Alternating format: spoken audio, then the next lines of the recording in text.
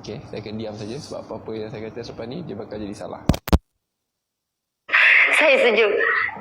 Yeah, you are smart. Why do you associate colours to sexy? Yalah, cuba tanya tu orang kita tahu betul tak?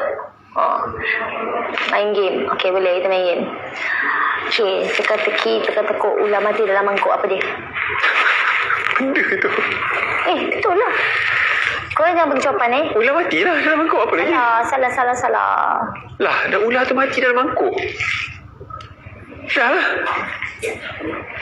Tak tahu apa? Jawapannya ni. Sebab teka-teki, teka-tekuk ular mati dalam mangkuk. Dia mangkuk pas sudah ambil macam ular. So sebenarnya dia ni. Yeay, saya menang. Tu kalau spaghetti, boleh juga.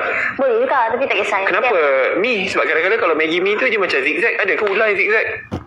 Kenapa bukan spaghetti? Kenapa bukan laksa? Kenapa bukan... Okey, jangan nak tanya. Ada lagi. Selepas huruf A, huruf apa? B. Ya, sayang. Ya Allah.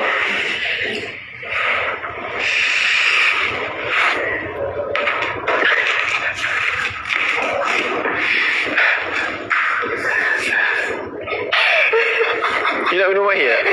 Alah, you dah masuk air je, minum air terus lah.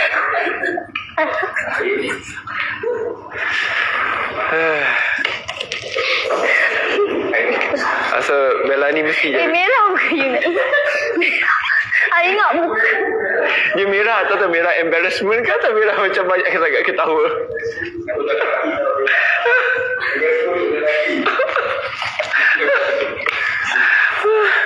Allahu Akbar.